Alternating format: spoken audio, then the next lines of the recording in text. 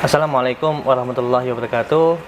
Kemarin tanggal 11 Juli tahun 2020 ada event P5SI di Surabaya, bertepatan dengan Rakorda, rapat koordinasi daerah, pelantikan pengcap seluruh Jatim ya, pengukuhan dan sebagainya. Kemudian setelah itu ada lomba. Di lomba ini alhamdulillah Pancanaka ring bonekamu 240 berhasil juara 1 di kelas utama. Alhamdulillah kemarin dapat piala kayak gini, pialanya ya alhamdulillah, walaupun standar ya, tapi kebanggaan tersendiri bagi saya bisa mengantarkan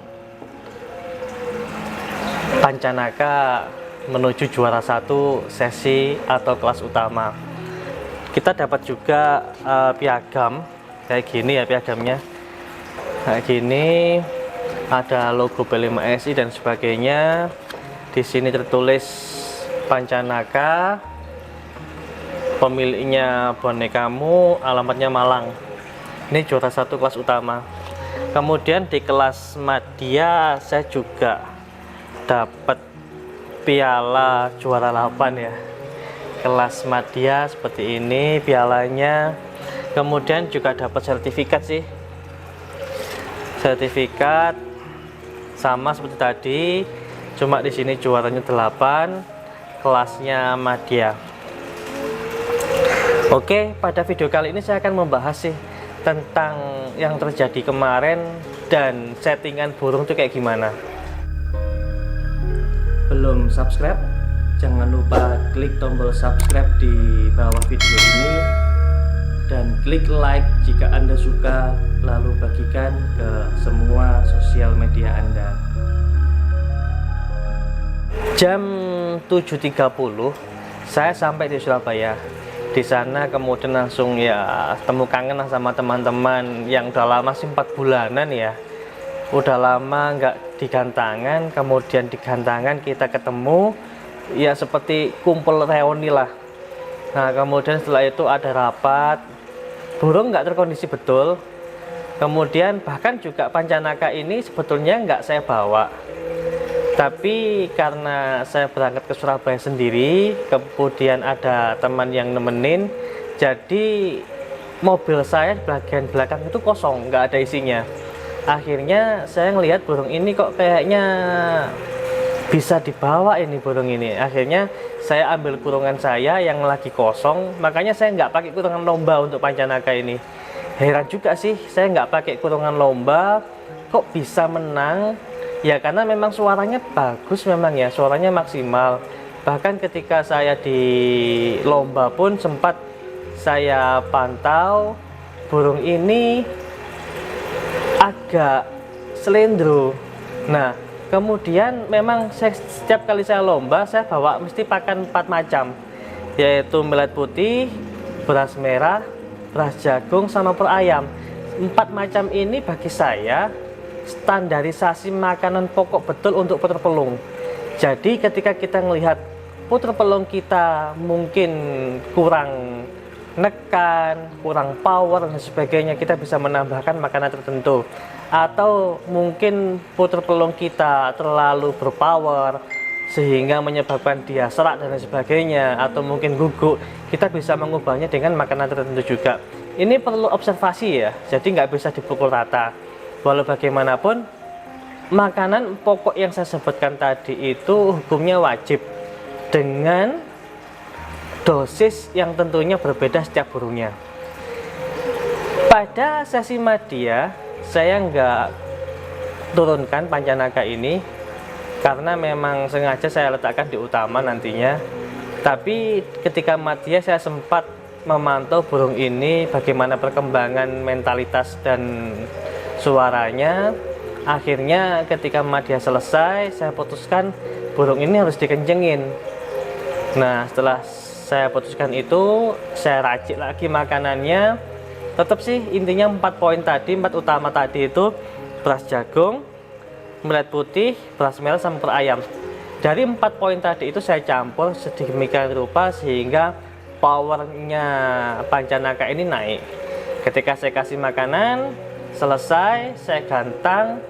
Kebetulan tepatnya di pinggir ya, di pinggir lapangan, gantangan nomor 2. Pastinya penonton pun juga melihat, mendengarkan bagaimana sih suara Pancanaka ini sebetulnya.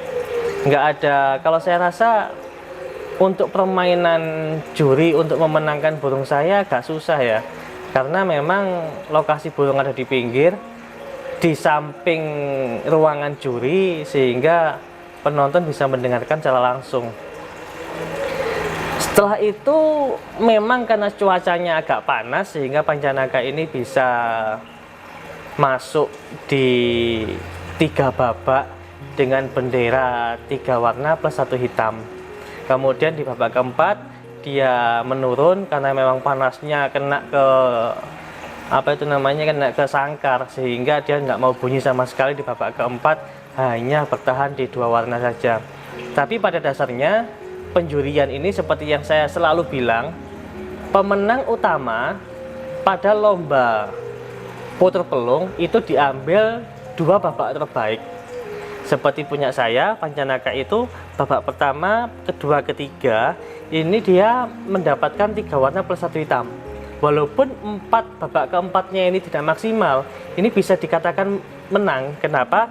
Karena pertama diambil 2 babak terbaik, kemudian 2 babak selanjutnya ini dijadikan nilai cadangan. Ada beberapa pertanyaan sih ya yang masuk ke saya di saat lomba. Mas, bedanya kelas madya sama utama apa ya?